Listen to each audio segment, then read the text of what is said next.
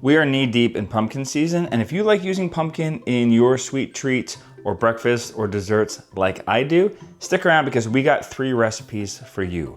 We got pumpkin pancakes, pumpkin squares, and to top it all off, I've got my absolutely favorite pumpkin pie recipe. And if you already have our cookbook that has the pumpkin pie recipe in it, that's great, but I'm gonna use a different crust today, so stick around for that.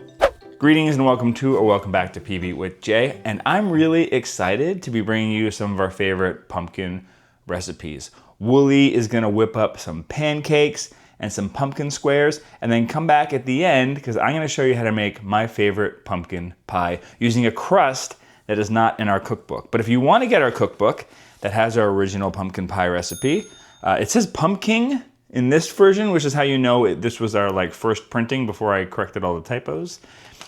So you should have a correct version. Anyway, if you want the cookbook, if you don't have it yet, the QR code on the screen will get you there. But if you want a hard copy, the email on the screen, just email me there and I will tell you how to get a hard copy. We got lots in stock again. We'll send one out to you.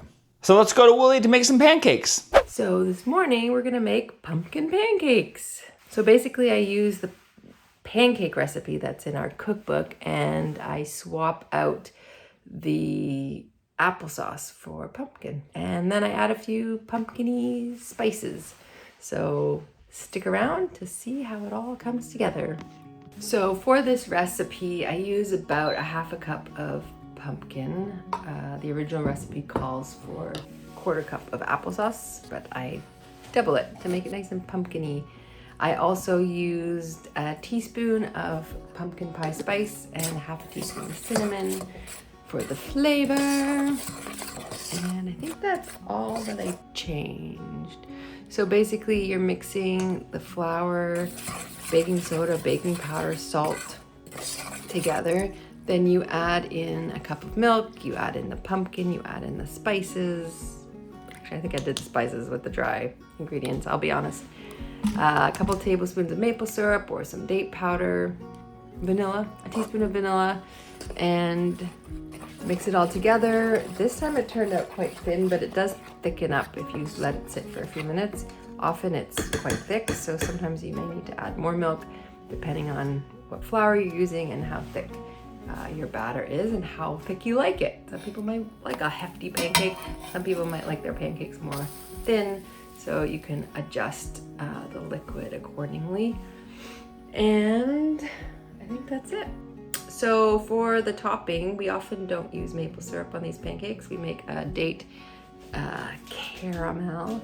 So basically you can soak half a cup of dates in hot water, or if you have date powder, it's really quick because you just use half a cup of date powder, half a cup of water, mix it together.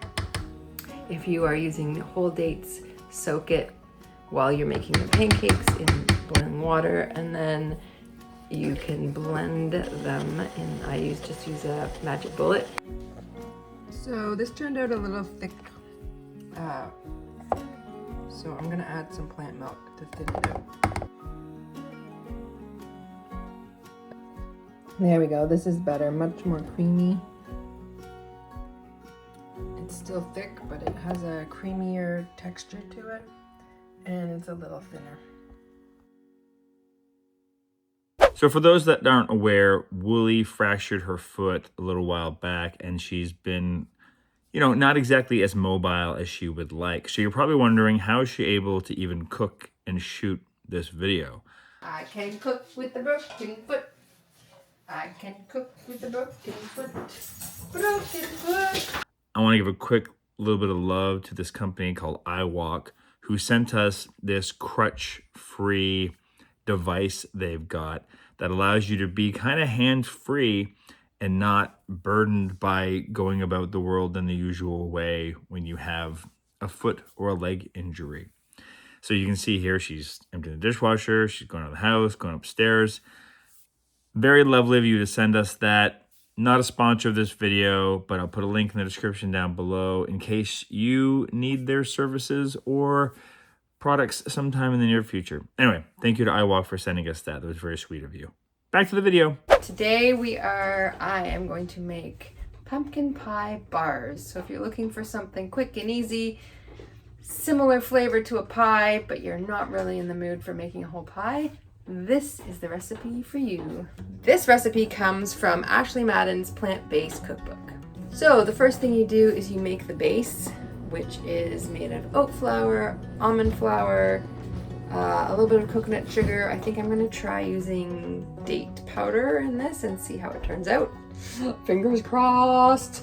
So the flours, the sugar, salt, some applesauce, and almond extract. You mix that all together in a bowl and press it into your 8x8 baking pan. Bake it at 350 degrees for 10 minutes. While that is baking, you can prepare the filling, and the filling is made of date, pumpkin puree, almond butter, vanilla, arrowroot starch, molasses, pumpkin pie spice, cinnamon and sea salt, and if you need it, a little bit of almond milk or plant-based milk. So you add all the filling ingredients except for the milk together in a blender, blend it until smooth, and then once the crust is baked, you just add the filling on top and bake the whole thing for 35 more minutes. Amazingly easy, right? Just blend it up. Once it's set, then you can cut it into 16 squares and it will keep in the fridge for about 5 days. So you may have noticed a couple things when I was making the pumpkin pie square. We didn't have plain applesauce, so I used blueberry, so that'll be interesting to see how that turns out. Don't copy me, use plain, I think it would be better, or cinnamon would be really nice. And then the other thing that I adapted was, instead of soaking 1/3 cup of dates in hot water and then putting them in the blender, I actually just used date powder. So I used 1/3 cup of date powder and 1/3 cup of warm tap water, and I just stirred it up. You'll see, I think you saw in the video what I did. But if you don't have date powder, just soak 1/3 cup of whole dates, and then once they're nice and soft, you drain the water and you put the dates in the blender with the rest of the ingredients. All right, and now we've come to the grand finale where I'm gonna show you how to make our pumpkin pie using a pecan and date crust. It's a really, really simple crust. You just need a food processor and an oven and a pie plate and a belly that wants pie. That's really helpful. That's really the most important ingredient.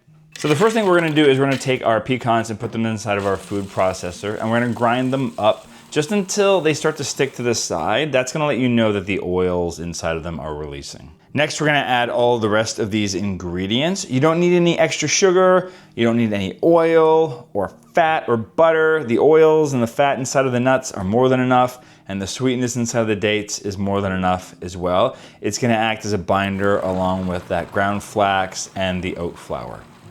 And if you don't have any oat flour of your own, just take some rolled oats, put them in a blender, and rip it up to high speed, and you'll have oat flour in 10 seconds. So you basically just want to mix this around in the food processor until it starts to stick together. You can put your hand in there and try to form a little ball.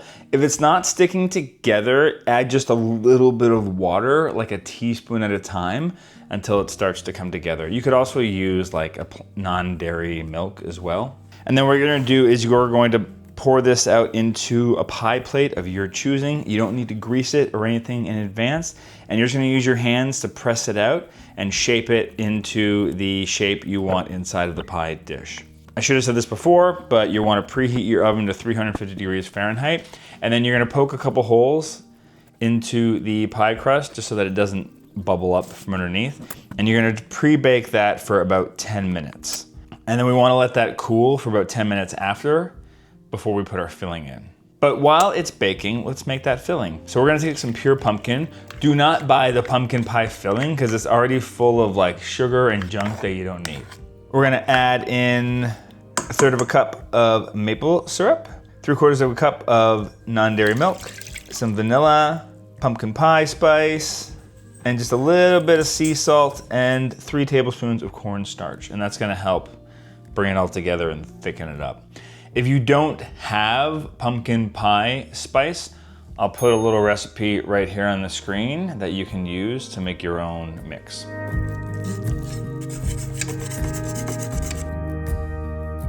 Once the pie shell has cooled down, you're gonna pour in your pumpkin pie filling. Spread it around until it's nice and even. And we're gonna put a little bit of a pie shield around here so we don't burn the edge of our crust. If you don't have something like this, you can just use tin foil. And we're gonna bake that for 55 to 60 minutes, depending on your oven. Then you're gonna let it cool on the counter, and if you have a little bit of extra time, stick it in the fridge to let it solidify even more.